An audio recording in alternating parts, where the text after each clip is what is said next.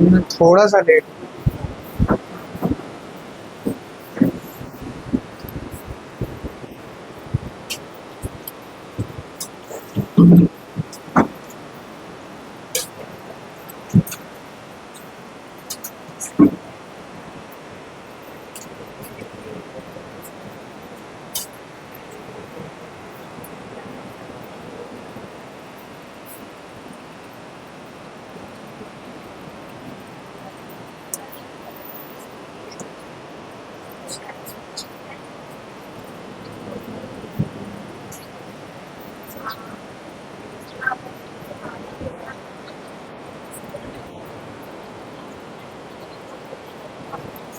किसी को polynomial chapter में से कुछ डाउट है? ठीक है। क्योंकि आप लोगों को डाउट्स ही नहीं आते हैं और जितना मैं अपनी साइड से कराना चाहता था उतना मैंने करा दिया है, तो we are done with the polynomial chapter. And let me tell you, among all the years इस साल मैंने क्वेश्चन बहुत कम कराए हैं क्योंकि आप लोग कर ही राजी नहीं हो। मैंने लास्ट क्लास में भी आपको स्टार्टिंग में बोली यही बात कि मैंने क्वेश्चन ग्रुप में शेयर किए हैं, उस पीडीएफ में नहीं थे। आप मुझे बोलते मैं फोटो शेयर कर देता, लेकिन नहीं पढ़ रहे हो तो मैं यहाँ पर कितने करा लूंगा। मैं आज 10-15 क्वेश्चन और भी करा दूंगा, but it has nothing to do with your exam. जब तक घर पे नहीं पढ़ोगे तब तक नहीं होगा। So that's it. Now will move on to the next chapter. अब बताइए कौन सा चैप्टर करना चाहते हैं? बहुत बेशरम बच्चे। अभी भी किसी के मुंह से ये नहीं निकला कि नहीं सर आगे करा दो। ठीक है,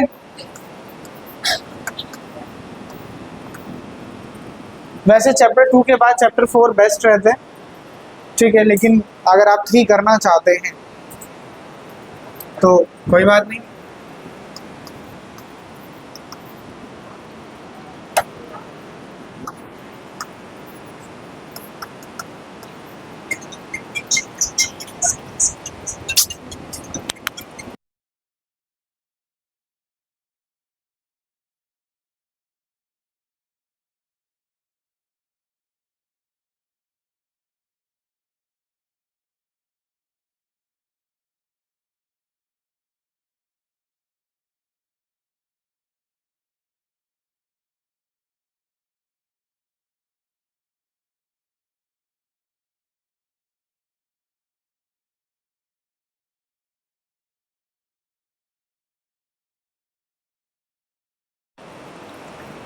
pair of linear equation in 2 variables. अरे बस शांत हो जाओ।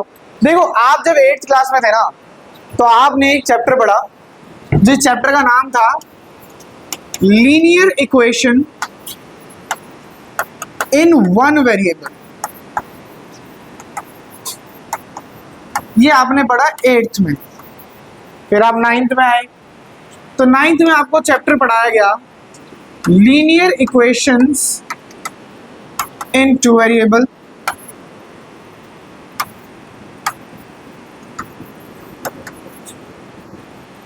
ये 9th में पढ़ा आपने। 9th में आपका चैप्टर नंबर 4 होता है। अब आप 10th में आ गए हो। अब आपके चैप्टर का नाम हो गया है pair of linear equations in 2 variables. No doubt कि जो आपने पहले तक पढ़ा है वो आपके काम जरूर आएगा। तो जिन्हें वो अच्छे से याद होगा उनके लिए बिल्कुल बेनिफिशियल रहेगा।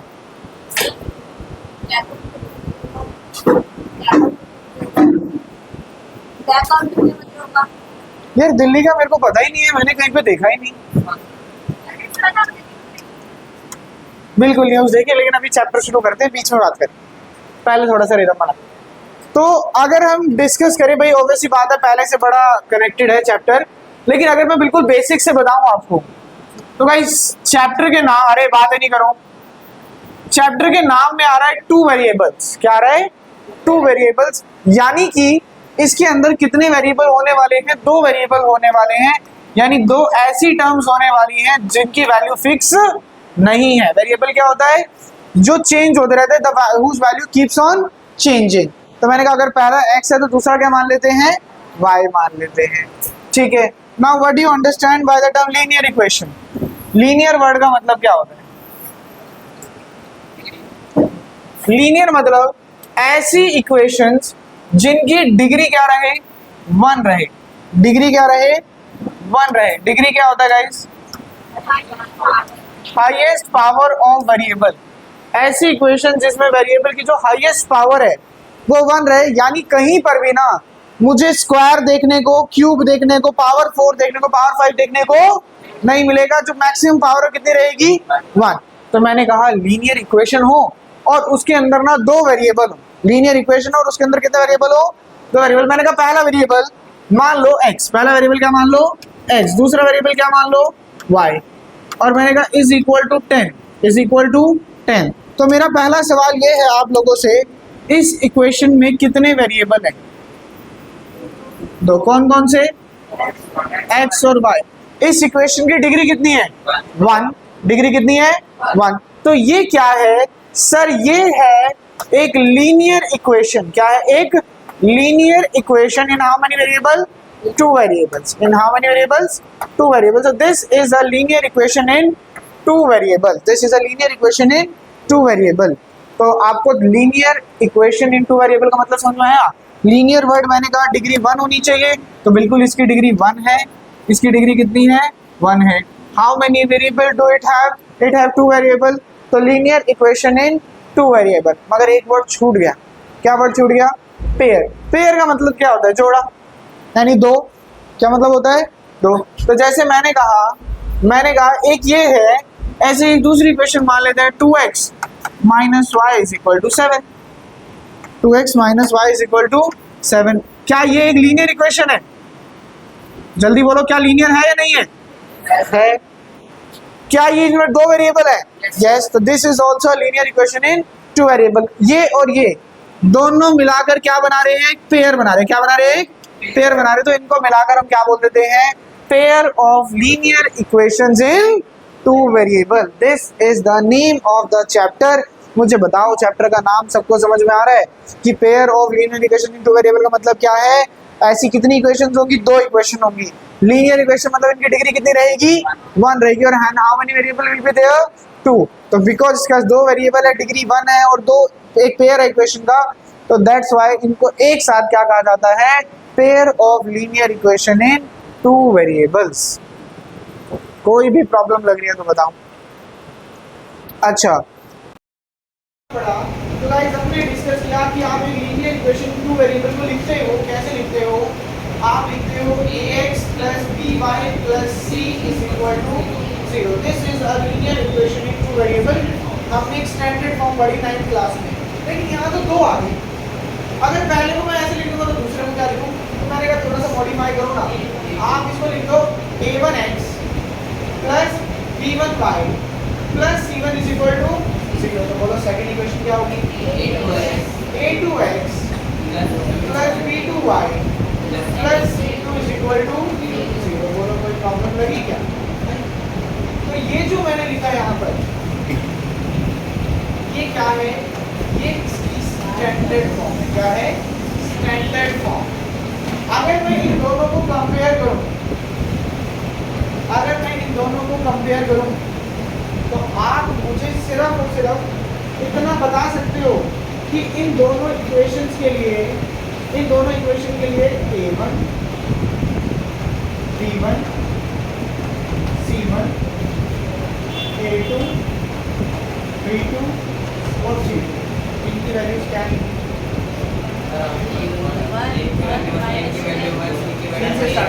a1 की वैल्यू 1, b1 की वैल्यू 1, c1 की वैल्यू 0 एंड -10। देखो जरा, देखो स्टैंडर्ड फॉर्म क्या कहती है ना? स्टैंडर्ड फॉर्म कहती है मुझे ना राइट साइड 0 चाहिए। मुझे राइट साइड क्या चाहिए? 0। तो चाहे आपको अगर लग रहा है कि आप ऐसे डायरेक्ट नहीं बता पाएंगे, तो आप करो x प्लस वाई, 10 वहाँ प्लस का इधर आएगा, -10 is equal to 0। Now compare करो, what is a1? a1 is the coefficient of x। a1 is the coefficient of x। कितना है? 1 हो गया। a2 is the coefficient of y। कितना है? 1। c1 is the b1, sorry a2 बोल दिया था गलती से। c1 is the coefficient of y and what is c1? c1 is the constant. बोलो कितना है? -10। कितना है?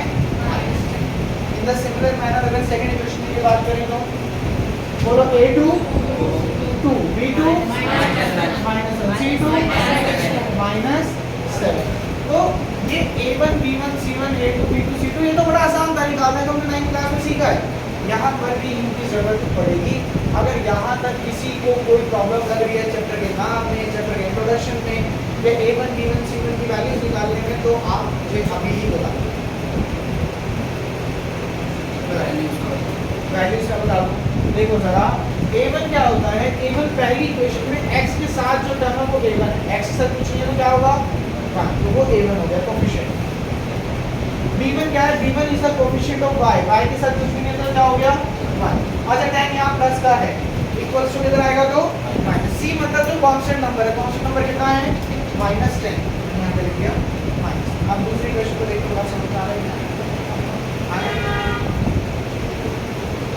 क्लियर है सबको? बिल्कुल क्लियर है,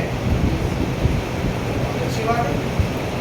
नोट डाउन कर लो, नोट डाउन करते करते एनसीईआरटी कर लो।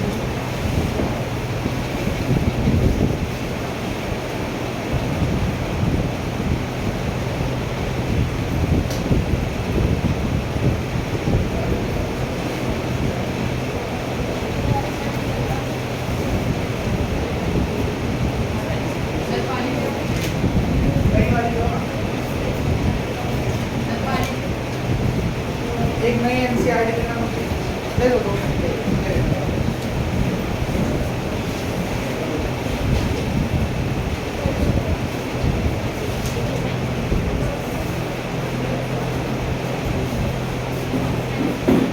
ठीक है, ये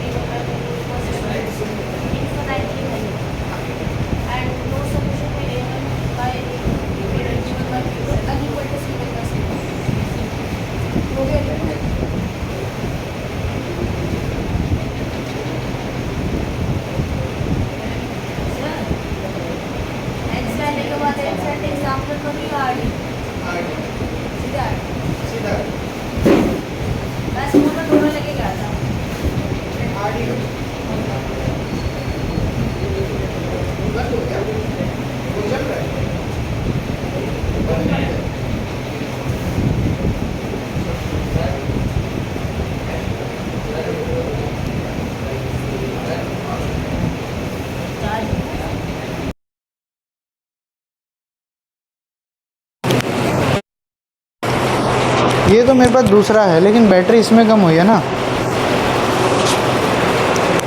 ये थोड़ा सा ध्यान रखना, बंद हो तो बताना है।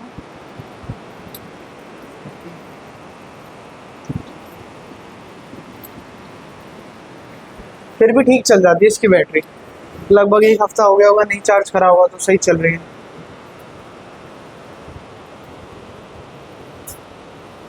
चलिए आगे बढ़ते हैं, हो गया नोट डाउन सबका? आगे बढ़ते हैं। अब अगर मैं कहूँ कि गाइस जब हमने 9th क्लास में डिस्कस किया तो मैंने कहा अगर एक इक्वेशन है ना तो उसके सॉल्यूशन निकालने सीखे हमने कहा कि मान लो आपके पास एक इक्वेशन इन 2 वेरिएबल है x प्लस वाई, और linear equation in 2 variable is equal to 10।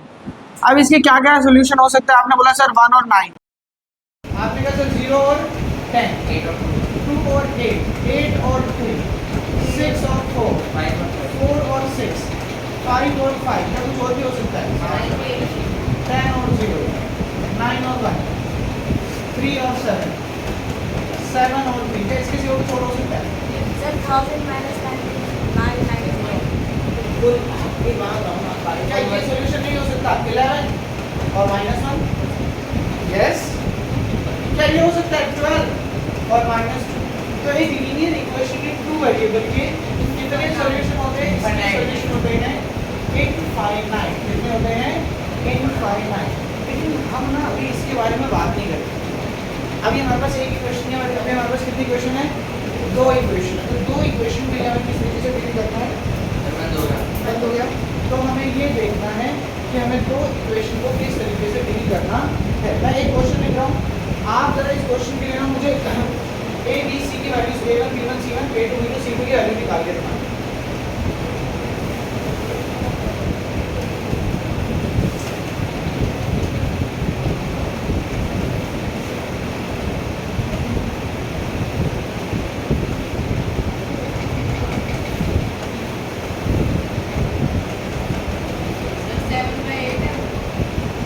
बेटी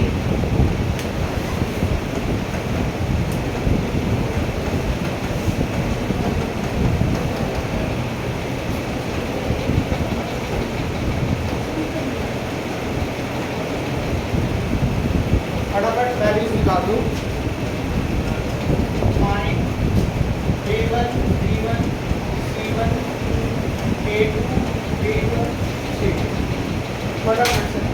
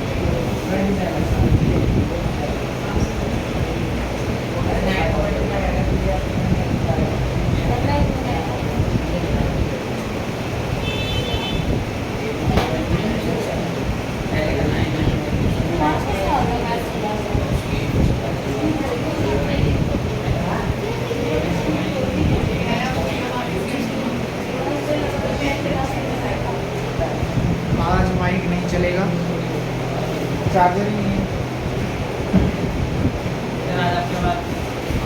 खराब है। आज वीडियो सही होगी, थोड़ा सा स्क्रीन अच्छा दिख रहा है तो आज आवाज़ खराब हो जाएगी। चाहता ही नहीं है कोई सही से वीडियो बनाना। और कदम भी रिसीवर की हुई है, ट्रांसमीटर में दो हैं।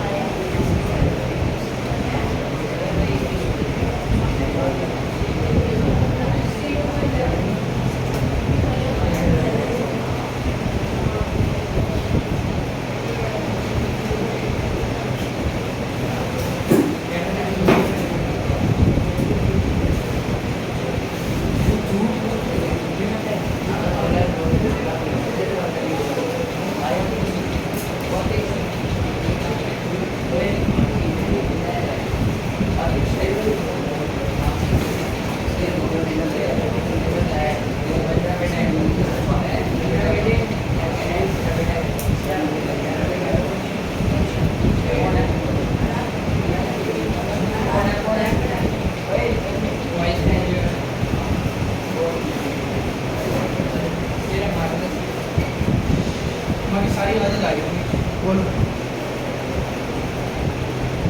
चलिए बताइए, निकली वैल्यूज? Yes, sir.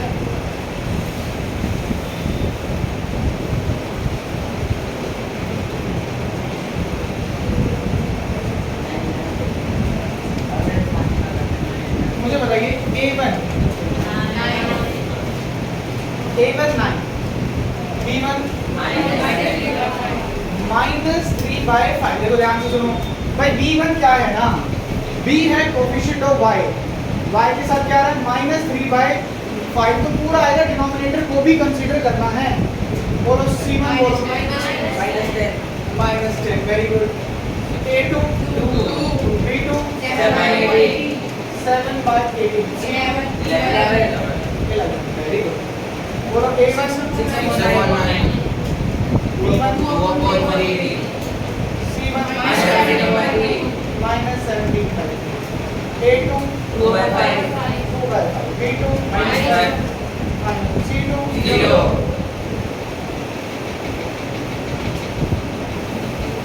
एक छोटी सी मदद और कर दो मेरी, जब इतनी मेहनत कर ही रहे हो मालिक, तो एक बार ना मुझे A1 bye A2 B1 bye B2 और C1 बाय C2 और निकाल के निकालो। इसको छोड़ देना क्योंकि डिनोमिनेटर में क्या आ जाएगा 0, वो तो पॉसिबल है नहीं। C1 बाय C2 किसके लिए छोड़ के बाकी सबके लिए निकाल दो, बड़ा कोशिश करो।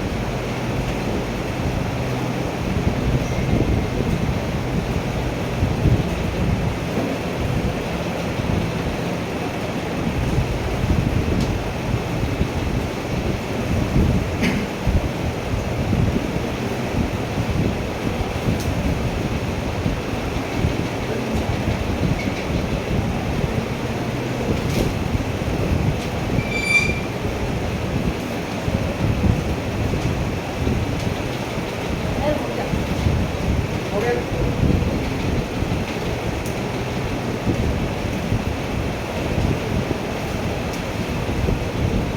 बस सेकंड वाला हो गया सर, दोनों हो गए सर। देखो बड़ा आसान। जब मैंने कहा A1 बाय A2, तो सर A1 है 9 और A2 है 2, कितना आ गया 9 बाय 2। मैंने कहा guys B1 bye B2, sir B1 है -3/5 और B2 है 7 बाय 18। सर ये इससे मल्टीप्लाई होता है और ये इससे मल्टीप्लाई होता है। बोलो 18 3 का -54, 7 5 का 35। Sir C1 bye C2, C1 -10 और C2 11। कोई प्रॉब्लम लग रही है तो सिंपल है ना। इसी तरह से इसके लिए भी बताओ A1 bye A2 6 bye 9 bye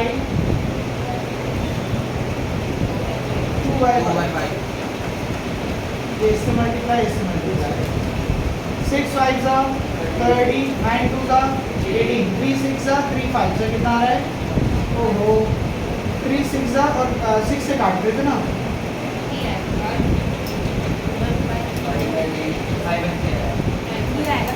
6 5 जा 6 3 जा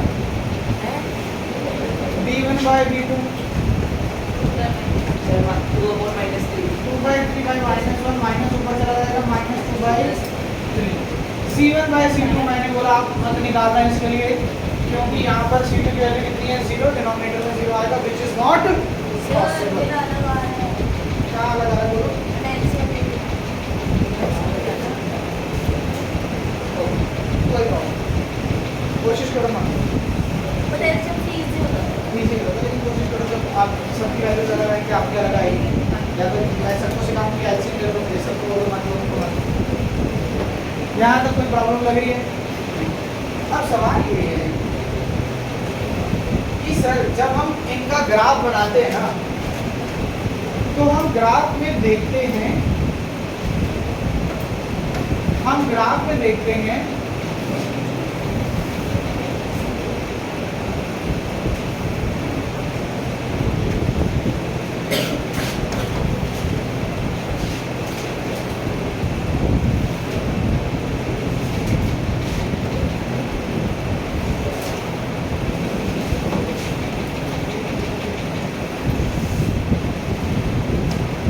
सर हमें पता है कि एक्स एक्सिस है, ये वाई एक्सिस है,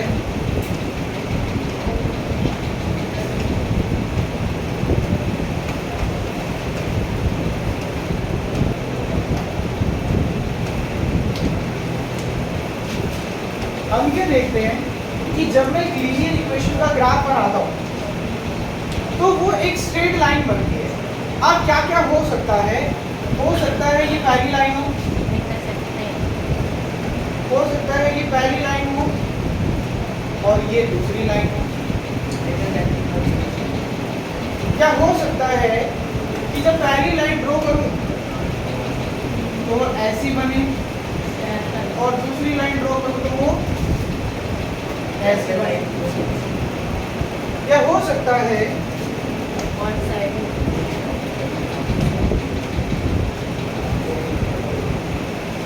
या हो सकता है कि मैं पहली लाइन ड्रॉ करूं तो वो कुछ ऐसी हो और जब मैं दूसरी लाइन ड्रॉ करूं वो भी कुछ ऐसी हो। इनके सिवा कोई और पॉसिबिलिटी आपको नजर आ रही है? बताओ सोच के। या तो वो एक जगह मिलेगी या वो पैरेलल होगी या एक के ऊपर एक होगी, इसके सिवा कोई और पॉसिबिलिटी नहीं है। तो मैंने कहा कि जब मैं पहले तीन सॉल्यूशन निकालूं, तीन सॉल्यूशन निकालने के बाद मैं उसको ग्राफ पे प्लॉट करूं, ग्राफ पे प्लॉट करने के बाद देखो हाँ एक जगह टच कर रहे हैं, एक जगह टच कर रहे हैं। फिर मैं आपको बताऊं कि भाई जब एक जगह टच करते हैं ना ऐसी लाइन को आप बोलते हो इंटरसेक्टिंग। क्या बोलते हो? इंटरसेक्टिंग। क्या मैं कहूँ भाई अगर ऐसे पैरेलल हो तो पैरेलल तो आप क्या बोलोगे? पैरेलल। और मैं बोलूँ वन और अनदर यानी ये एक दूसरे पे कोइंसाइड कर रही हो तो क्या बोलते हैं? कोइंसिडेंट। क्या बोलते हैं? कोइंसिडेंट। तो या तो मेरे पास ऑप्शन है मैं ग्राफ बनाऊं और ग्राफ बनाने के बाद चेक करूं कि भाई ये कौन सा लाइन है, पैरेलल है, कोइंसिडेंस है या इंटरसेक्टिंग है, या मैं कोई टेक्निक देख लूं।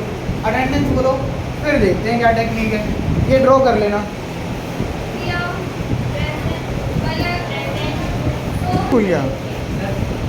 Very bad.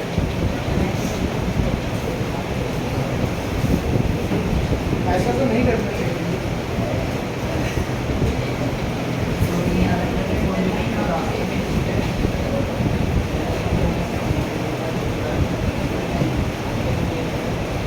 चलिए आइए। तो ये तो हमें समझ में आ गया कि ये तीन पॉसिबिलिटीज हैं जब भी लाइंस हम ड्रॉ कर रहे हैं पेयर ऑफ लीनियर इक्वेशन को रिप्रेजेंट कर रहे हैं। अब मैंने कहा मैं ना just by looking at the equation बिना ग्राफ ड्रॉ करे क्या मैं ये पता लगा सकता हूँ कि इनमें से कौन सी लाइन बननी है? तो मैंने कहा हाँ सर आप पता लगा सकते हो। कैसे पता लगा सकते हो? आप कोशिश करें।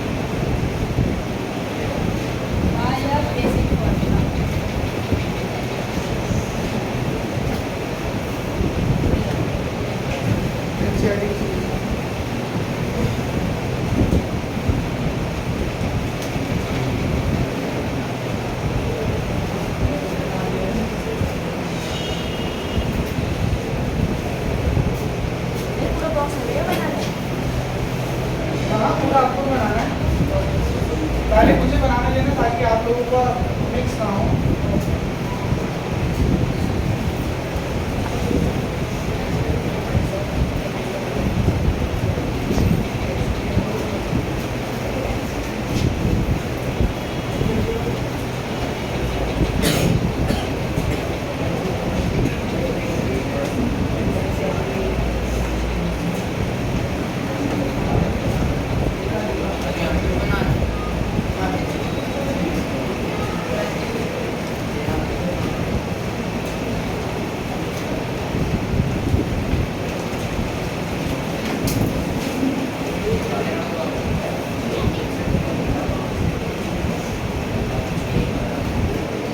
मेरी बात को मैं थोड़ा ध्यान से सुनना, बाद में आराम से नोट डाउन करना, पहले सिर्फ समझ लेना।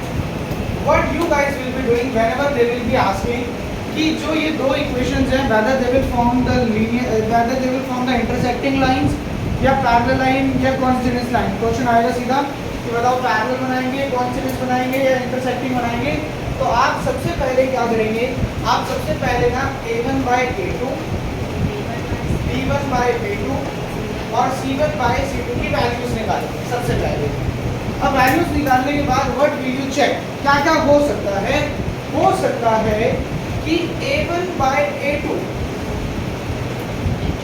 इक्वल ना हो B1 बाय B2 के, तो यही रुक जाना है। अगर A1 बाय A2 इक्वल ना हो B1 बाय B2 के, तो यही रुक जाना है। और याद रखना है इस केस में कैसे लाइन बनती है, इस केस में हमेशा इंटरसेक्टिंग लाइंस बनती हैं। कैसी लाइन बनती है? Intersecting lines.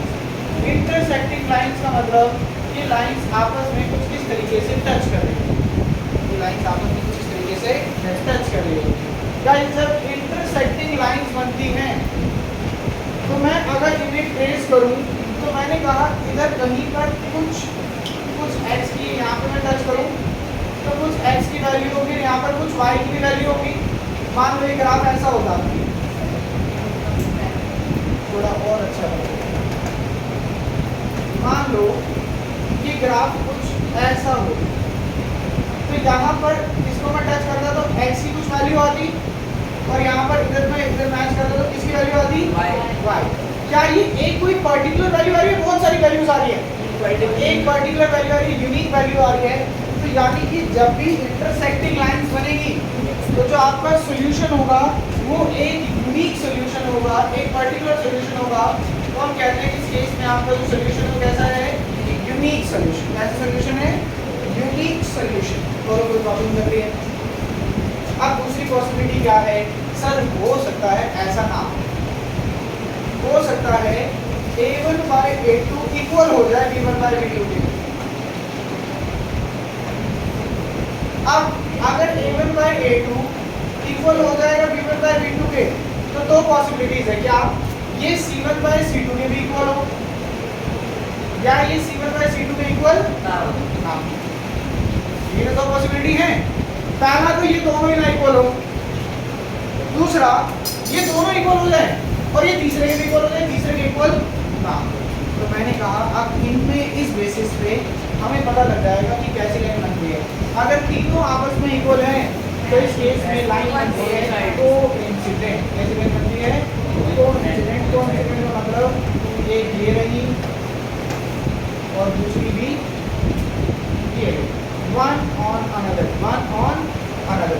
मैंने जानबूझ के थोड़ी सी ऊपर बनाई है ताकि आपको दिखाई दे इसके नीचे भी लाइन। ठीक है, अब कोइंसिडेंट है।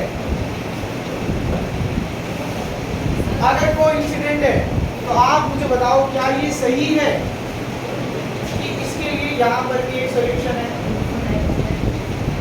बोलो, यहाँ पर भी एक सॉल्यूशन है और सर इसके लिए यहाँ पर भी एक सॉल्यूशन है। इसके कितने सॉल्यूशन है? Infinite many solution. सॉल्यूशन कब निकलते हैं? जब लाइन टच करती है। ये कितनी जगह टच कर रही है? एक जगह टच कर रही है, तो एक सॉल्यूशन है। ये कितनी जगह टच कर रही है? Infinite many. कितनी जगह टच कर रही है? Infinite many. तो इस केस में कितने सॉल्यूशन आते हैं? इस केस में जो नंबर ऑफ सॉल्यूशन आते हैं वो आते हैं infinite many solution. Infinite many solution. और थर्ड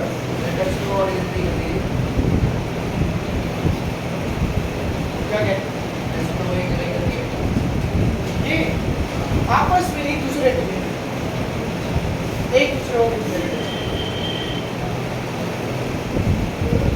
तो इनफाइनाइट मैनी सॉल्यूशन। अब थर्ड तो केस आप गैस कर सकते हो कैसी लाइन होंगी? मतलब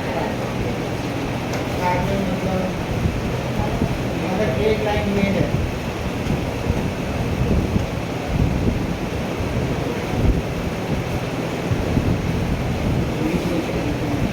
पैरेलल, अगर पैरेलल है तो क्या कहीं भी टच कर रही है? नहीं, कहीं भी टच नहीं करी तो कैसा कोई सॉल्यूशन निकलेगा? पैरेलल के केस में क्या होता है?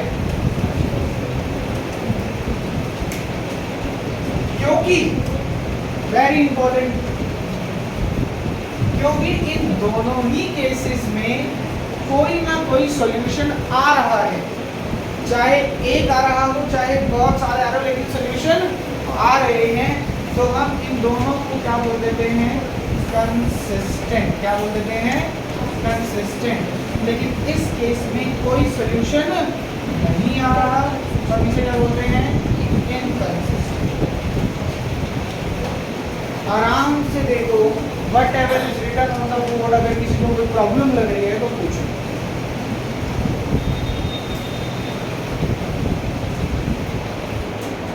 और अगर कोई भी प्रॉब्लम नहीं है तो अपना धर्म पूरा करो, अपना काम करो।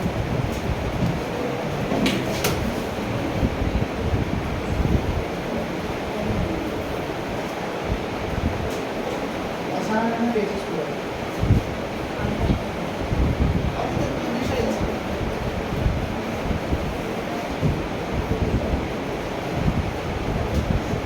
जैसे मैंने एनसीईआरटी में पुराने वाले एनसीईआरटी का कुछ दे के रखा, पुराने वाले ह्यूमन चेक कर रहे उसमें अलग अलग क्वेश्चन सब आएंगे पेपर में। देखो कुछ एक पर्टिकुलर एक्सरसाइज है क्रॉस मल्टीप्लिकेशन वाली, उसमें एक क्वेश्चन तो ठीक से याद है, एक होगा या ज़्यादा से दो वैसे एक ही है जो क्रॉस मल्टीप्लिकेशन पे बेस्ड है, ठीक है। बाकी सब ऐसे क्वेश्चन है जो डायरेक्ट हो सकते हैं वर्ड प्रॉब्लम खासकर, तो वो आपको करनी पड़ेगी। जैसे 3 मेथड है, सब्स्टिट्यूशन, एलिमिनेशन और cross multiplication.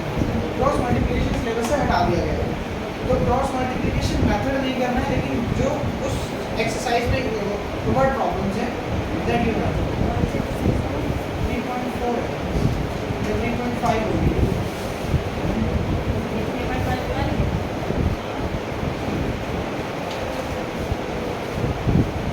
The word problem you are supposed to cover from this exercise. Sir एक कंस्ट्रक्शन लाइन में डाले कंस्ट्रक्शन, वो तो पता नहीं कब से हटा दिया है। सर वो मैम बता रही बहुत स्कोरिंग का और स्कोरिंग का वो टीचर के पर्सपेक्टिव में बच्चे के दिमाग पे डिपेंड करता है। भाई मेरे को तो अच्छा नहीं लगता। सर आज प्रॉपर की यूज करके हम उस पर बता रही थी ऐसे कभी कभी वो बहुत शॉर्टकट भी यूज़ करते हैं, मैंने देखे हैं जो उसके पीछे होते हैं टॉपर्स की शीट्स, वो कभी कभी ऐसा शॉर्टकट यूज़ करते हैं, पर हमें बताया जाता है कि आप बच्चों को बोलो तो इसका शॉर्टकट दो तो नंबर काट लेंगे। वो टीचर पर डिपेंड करता है, टीचर का माइंडसेट क्या है। तो ऐसे नहीं होता a1/2 इक्वल 0 c1/c2 b1/b2 को कंसीडर करना है ना पहले, c1/c2 के इक्वल 0 मतलब a1/b2 की जगह c1/c2 ऐसा कुछ नहीं है। आपको सबसे पहले चेक करना है a1/a2 b1/b2 के इक्वल है या नहीं, नहीं है तो बात खत्म।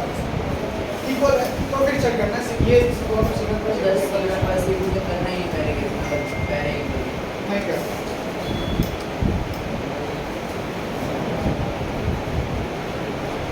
डन बढ़े आगे। चलो बढ़ लेते हैं।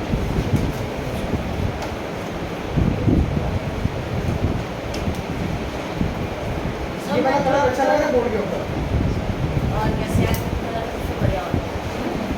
बढ़िया लग रहा है। चलो फिर इसका भी यूज करेंगे।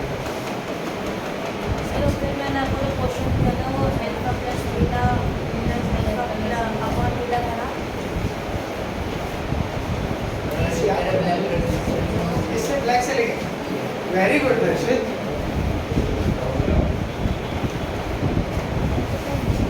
सर आपने कल न्यूज़ देखी? हाँ मैंने कल न्यूज़ देखी, मैंने एक्चुअली कल ही देखी, मैंने आज सुबह उठ के न्यूज़ देखी। ठीक है सब बढ़िया है, चलने दो।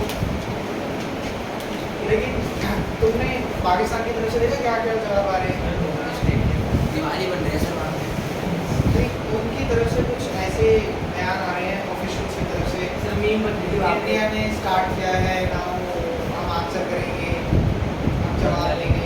वहाँ से उनसे बोल नहीं ऐसा कुछ भी नहीं होता। जनरली पाकिस्तान नहीं रिस्पॉन्स करता है, बोलते हैं नहीं करते हैं, बट क्या होता है जब प्रेशर पड़ता है ना बहुत सारी तरफ से, आज उनकी वीडियोस वगैरह जो वायरल हो रही हैं, उनके लोग रोड पर उतरे हुए हैं, अरे 81,000 लोगों ने आज रिजेक्ट कर दिया। हाँ 81,000 आदमी वाले ने आज रिजेक्ट कर दिया पाकिस्तान में। नहीं ये सब फेक न्यूज़ फेक नहीं रियल है। ऐसा नहीं है। सर उन लोगों को भी जान प्यारी तो उन्हें बताओ हुआ होगा। नहीं तो ऐसा नहीं होता। देखो ऐसे तो इंडिया वाले लोगों की जान प्यारी है, तो भी आप एक बात बताओ, सिंपल सा लॉजिक बताओ मुझे। जब आप देशभक्ति की जब आप जब ये सब चीज़ें इनिशिएट करोगे तो ऑब्वियसली बात है सामने से रिस्पॉन्स आएगा ही आएगा, मेरे को जान प्यारी नहीं है। हेलो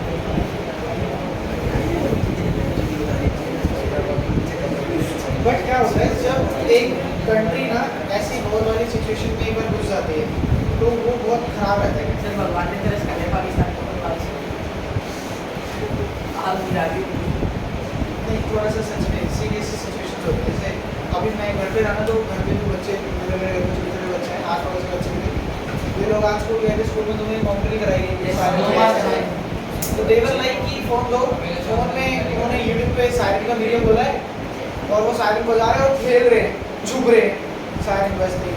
तो मैं कह रहा हूँ, मैं उन्हें मजाक कर रहा हूँ, मैंने कहा तुम बस भगवान से दुआ करो कि तुम्हें ना ज़िंदगी में सायरन सुनने को ना मिले। ये बहुत ख़राब होता है, तुम्हारी ज़िंदगी के 3-4 साल पहले ही कोविड ख़राब कर चुका है घर के अंदर बंद रहकर। अब सोचो एक प्रैक्टिकल, आज रात को सो रहे हैं, पता नहीं कुछ आकर मिसाइल गिर रही हो हमारे ऊपर। नो डाउट हम उनसे मैं कह रहा हूँ हम बहुत पावरफुल हैं उनसे, ठीक है, नो डाउट, लेकिन नोबडी वांट्स कि ऐसी किसी सिचुएशन में हमारा देश जाए जिससे देश को नुकसान हो। अच्छा मुझे बताओ, जब ये बहुत बड़ी सिचुएशन छिड़ेगी, तुम्हारे स्कूल खुले होंगे बंद होंगे, बंद, ये ऑनलाइन पढ़ाई चल रही होगी, कोई टीचर घर में बैठ के पढ़ा रहा होगा, मज़ा नहीं आएगा। मैं तुम्हें एक बात बता रहा हूँ, मैं तुम्हें एक सच बात बता रहा हूँ, जब हमारे टाइम पर फाइनल एग्ज़ाम्स हुए तो उस समय पे कोविड की वजह से ग्रेजुएशन के फाइनल एग्ज़ाम्स हमने घर से दिए, ठीक है। मुझे तो जॉब करने जाना नहीं था, लेकिन मेरे जो साथ के बच्चे थे जो जॉब करने के लिए बाहर गए, यू वुडंट बिलीव, वो सुन रहे हैं कि इस बैच के बच्चे थे तो बाहर निकाल देने, बोल रहे इनको कंसीडर नहीं करें।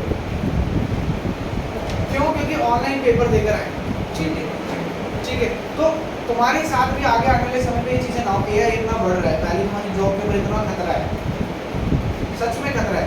आज मैं तुम्हें यहाँ खड़े होकर पढ़ा रहा हूँ, कोई बड़ी बात नहीं है, एक दिन ये चीज़ एक रोबोट आकर रिप्लेस कर दे जिसके अंदर AI है, बहुत ईजी है, सबसे आसान टारगेट यही है।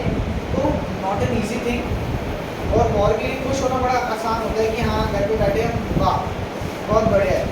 आज उसके बाद वो सीज फायर को क्रॉस कर रहे हैं कश्मीर में, किसी उसको सैनिक को गोली लग जाए, आर्मी वाले को गोली लग जाए, ठीक है, उनका तो घर वालों के लिए बहुत बड़ा लॉस है।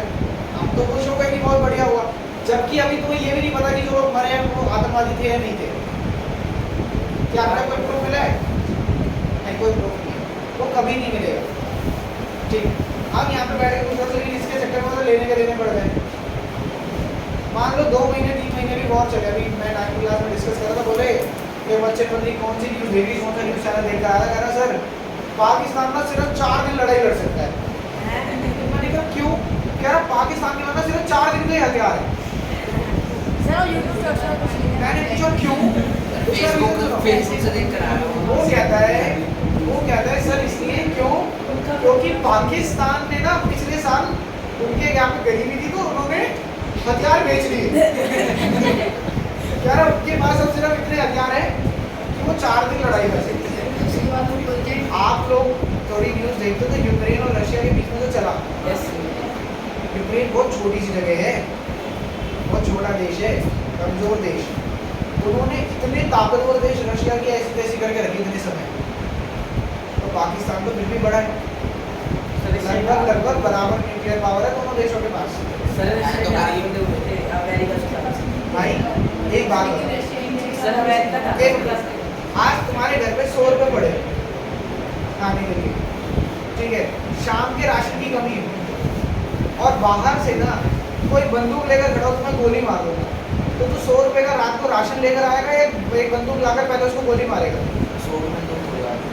मैं तेरे से पूछ रहा हूँ, तेरे को ऑप्शन मिले तो पहले उसको गोली मारेगा या पहले राशन लेकर आएगा? सर वो बाहर खड़ा है, तेरे को गोली मारने के लिए खड़ा है, गोली मार लेने जाने देगा। मैं तेरे से सवाल पूछ रहा हूँ, तेरे को घर में मिल रहे हैं, मैं सीधी सी बात है, प्रैक्टिकल बात है, खाना खाने से पहले, देखो मजाक करना बहुत अलग बात है, खाना खाने से पहले तुम सोचोगे पहले उसको मार दूं, नहीं मारूंगा तो मेरे को मार देगा। तो गरीब अमीरी कुछ नहीं होती, ये डिफेंस सेक्टर के लिए सबके पास पैसे होते हैं। ये मत सोचना कि तुम पाकिस्तान से ऐसे जीत जाओ तो तुम्हारा एक सैनिक नहीं मरेगा, तुम्हारी दिल्ली में अगर एक बम नहीं गिरेगा, ऐसे नहीं होता। ठीक है, एटम बम छोड़ दिया, तो पता जब ये बात न्यूक्लियर बम पर पहुंचेगी तो सिर्फ इंडिया या सिर्फ पाकिस्तान पे असर नहीं पड़ेगा, ये जितना एशिया है ना जिसकी रेडिएशन होती है पूरे एशिया में फैलेगी।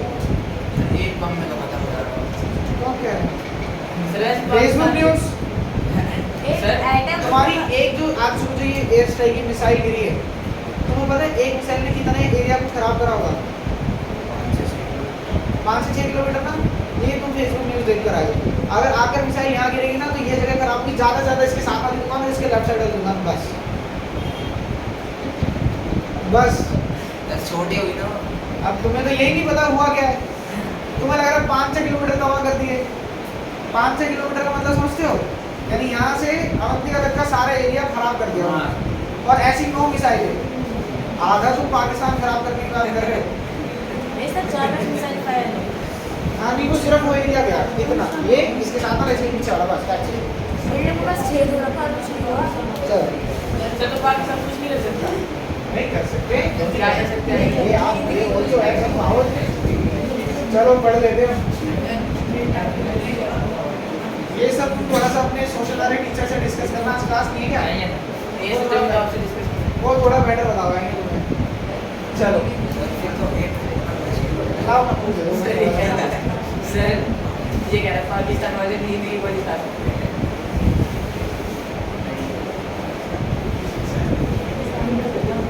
कह रहा है 10 स्टूडेंट ऑफ क्लास 10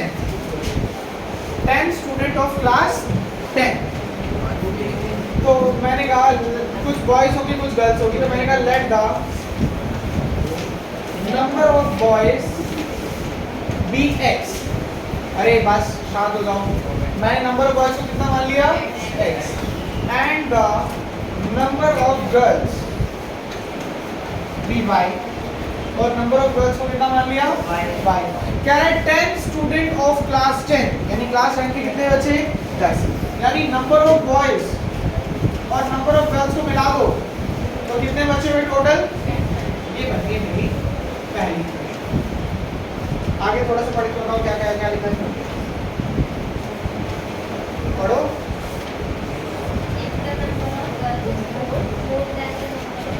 ठीक है, कह रहा है if the number of girls, if the number of girls, कितनी गर्ल्स है y, इज मतलब इज इक्वल टू, हर्षित कोई जरूरत नहीं, देख लो यहीं पे समझ आता है।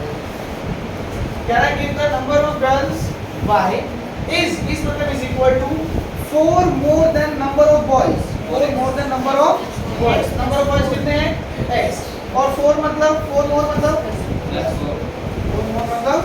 प्लस 4। तो you have these two equations, और कह रहा है इनके सॉल्यूशन निकालो। सॉल्यूशन निकालना कोई मुश्किल काम नहीं है, लेकिन कह रहा है सॉल्यूशन निकालो ग्राफिकली, सॉल्यूशन निकालो ग्राफिकली, यानी पहले इनका ग्राफ बनाओ। मैंने कहा सर गाइस ग्राफ बनाने के लिए ना सबसे पहले आपको इसके सॉल्यूशन निकालने पड़ेंगे। मिनिमम कितने सॉल्यूशन, 3 सॉल्यूशन। तो मैंने कहा अगर 3 सॉल्यूशन निकालने हैं तो टेबल बनाते हैं सॉल्यूशन का। उसके लिए मैंने कहा ध्यान से देखो, ये y यहाँ प्लस का वहाँ जाएगा माइनस, और x की वैल्यू कितनी आएगी 10 माइनस y, कितनी आ जाएगी 10 माइनस y। अब मैंने इसे कहा फर्स्ट इक्वेशन, इसे कहा सेकंड इक्वेशन, और अब मैं नहीं वो पुट नहीं करेंगे क्योंकि उसने बोला है ग्राफिकली निकालो। अब मैं मिनिमम 3 निकालने, दो इसलिए निकालने में बता देता हूँ, 2 इसलिए नहीं निकालने क्योंकि 2 पॉइंट अगर कहीं पर भी होंगे तो उनके बीच में तो हमेशा एक स्ट्रेट लाइन बन सकती है। हो सकता है आपने गलत निकाले तो भी एक स्ट्रेट लाइन बन जाएगी, लेकिन 3 होंगे, 3 के बीच में स्ट्रेट लाइन कभी बनेगी जब they all lie in the same line. तो मिनिमम 3 निकालने मैंडेटरी है, कोई ऑप्शन नहीं है 2, ये बात ध्यान रखना, ठीक है। लो उन्हें 4 बताए, 3 से कम चल जाएगा, 3 से ज़्यादा तो जितने मर्जी निकाल सकते हैं, 3 से कम नहीं, 3 से कम में कर रहे तो वो गड़बड़। चलो मेरी मदद करो, बोलो अगर मैं यहाँ पे y की वैल्यू 0 रखता हूँ, कार्तिक x कितना आएगा। सर कार्तिक को तो देर लगेगी बताने में क्योंकि कार्तिक तो आराम के साथ बिजी है बातें करने में। बोलो गर्ल 10। अगर ये 4 आएगा तो x कितना आएगा 6, आपने बोला था। अगर ये 5 आएगा तो कितना आएगा 5। Easy. In the similar manner क्या मैं दूसरी इक्वेशन भी निकाल सकता हूँ? बिल्कुल।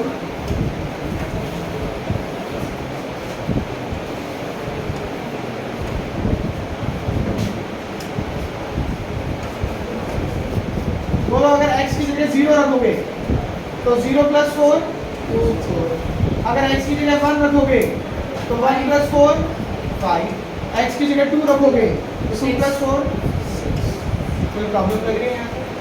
बताओ।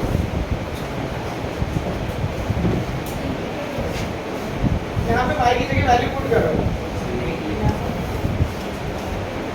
अगर मैं यहाँ पे y की जगह 0 रख दूंगा तो 10 में से 0 गया, कितना बचा? 10। x की वैल्यू कितनी आ गई? 10। अगर मैं y की जगह 4 रख दूंगा तो 10 में से 4 गया, कितना बचा? 6। मैं अपनी मर्जी से रख रहा हूँ, 1 भी रख सकते हो, 2 भी रख सकते हो। अगर मैं 5 रख दूंगा तो 10 में से 5 गया, कितना बचा? 10 में से 5 गया, कितना बचा? 5। इसी तरीके से यहाँ देखो, अगर मैं x की जगह 0 रख दूँ तो 0 + 4 4, 1 रख दूँ तो 1 + 4 5 और 2 रख दूँ तो 2 + 4 6। समझ में? अब नेक्स्ट काम क्या करना है गाइस, हमें इन्हें ग्राफ में प्लॉट करना है। तो मैंने कहा देखो ग्राफ में प्लॉट करने के लिए मुझे दिख रहा है सारी पॉजिटिव वैल्यूज हैं। सारी कैसी वैल्यूज हैं? पॉजिटिव। तो मैं अभी के लिए ना सिर्फ पॉजिटिव साइड का ग्राफ बनाता हूँ।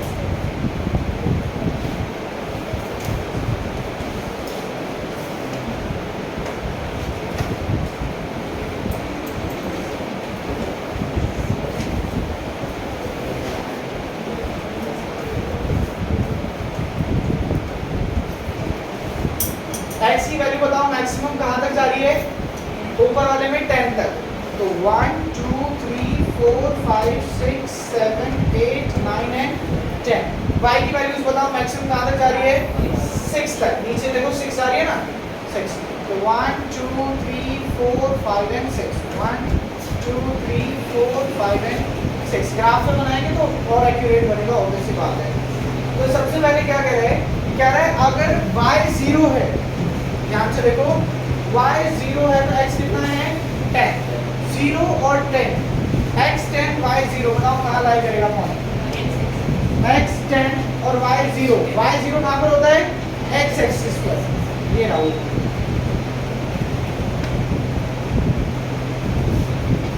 ये पॉइंट है x 10 y 0। दूसरा क्या कह रहा है?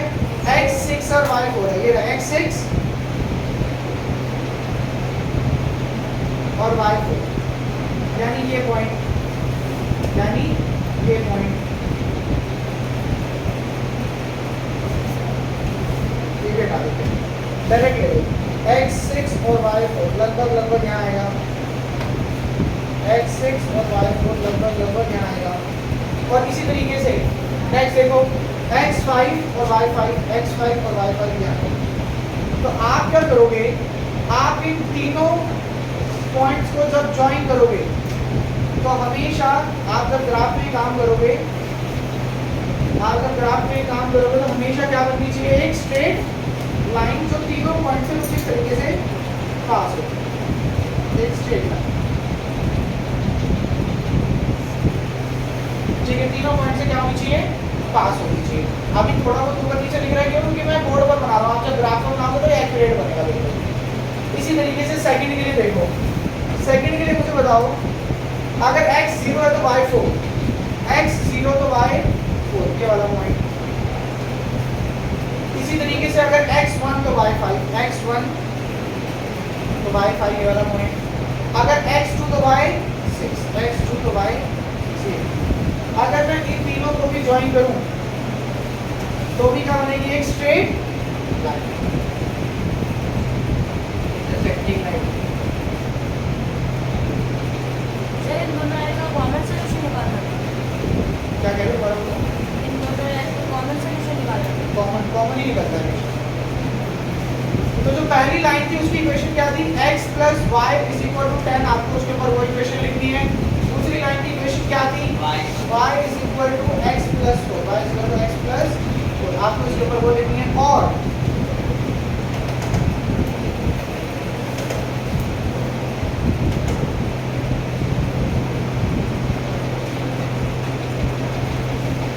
और ये जहां इंटरसेक्ट कर रहे हैं, आप उस पॉइंट पर x और y की वैल्यू निकालो। आप देखिएगा, इंटरसेक्ट कर रहे हैं, यहाँ पे x की वैल्यू कितनी है? 3 और y की वैल्यू कितनी है? 7। तो आप बोलोगे x = 7, sorry, x = 3 and y = 7। इसका क्या हो जाएगा? सॉल्यूशन हो जाएगा। आपको कुछ चीजें और मेंशन करनी पड़ेगी, जैसे आपने y एक्सिस पर आपने y को क्या माना है, गर्ल्स, तो यहाँ पर आपने क्या लिखा है, नंबर ऑफ गर्ल्स, और x एक्सिस पर आपने क्या लिया है, यहाँ पर आपने क्या लिया है, नंबर ऑफ बॉयज। तो ग्राफ की मदद से मैंने बोला x3 है, यानी नंबर ऑफ बॉयज 3 और नंबर ऑफ गर्ल्स कितनी है, 7। मैंने कहा चेक करो आंसर ठीक है या नहीं है। क्वेश्चन में क्या बोला, बॉयज और गर्ल्स को मिलाकर टोटल बच्चे कितने हैं, 10। 3 + 7 कितना हुआ, 10। दूसरी बात क्या बोली थी कि जो गर्ल्स है ना वो बॉयज से 4 ज्यादा है, बॉयज कितने 3, क्या 4 ज्यादा है, दोनों बात को क्या कर रहा है, सेटिस्फाई कर रहा है। तो जब हम ग्राफ में ऐसे पॉइंट्स निकालकर ग्राफ में प्लॉट करते हैं और जहां ये इंटरसेक्ट करते हैं वहां पर x की, जहां ये इंटरसेक्ट कर रहे होते हैं वहां पर x की और y की वैल्यू निकालते हैं, तो ऐसे सॉल्यूशन को क्या कहा जाता है, ग्राफिकल सॉल्यूशन। क्या कहा जाता है, ग्राफिकल सॉल्यूशन। आपको ये पूरा काम करना पड़ेगा, पहले इक्वेशंस बनानी पड़ेंगी, फिर सॉल्यूशंस बनाने पड़ेंगे, then you have to plot the solutions on the graph, then you will obtain two line which will be intersecting, फिर उसके बाद आपको इस तरीके से उसका सॉल्यूशन निकालना पड़ेगा। This is known as graphical method to find out the solution. आराम से देखो, कोई प्रॉब्लम लगेगा तो बताओ। करना है। नोट कर लो, ये ग्रुप में शेयर कर दूंगा, ग्रुप में कर लेना, ठीक है। टाइम पहले ही काफ़ी ज़्यादा हो गया।